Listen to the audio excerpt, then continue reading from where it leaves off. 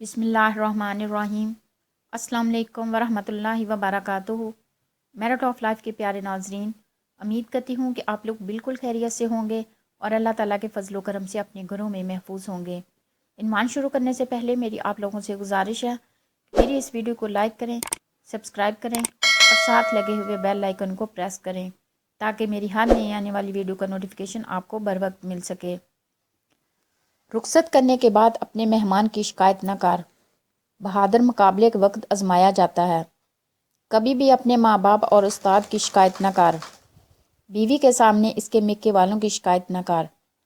औलाद के सामने अपने बड़ों की शिकायत न कर। माँ बाप का नाफरमान अपनी औलाद की नाफरमानी का मुंतज़िर रहे। बेमौका बोलने से चुप रहना बेहतर है। बेइज्जती की ज़िंदगी से मौत बेहतर है। बुरी सोहबत से दूर रहना बेहतर है। सबसे अच्छी खैरात माफ़ कर देना है। सबसे अच्छा नशा खिदमत खल्क है।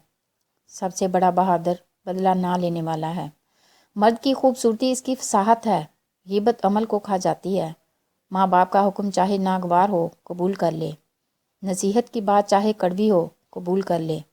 यतीम और बेवा का माल खाने से परेशानी आती है, खैरात से माल में कमी नहीं आती।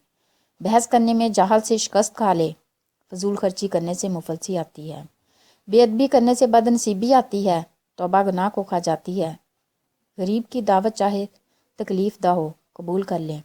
तकब्बर इल्म को खा जाता है, गुस्सा अकल को खा जाता है, इंसाफ जुल्म को खा जाता है, झूठ रिज़्क को खा जाता है।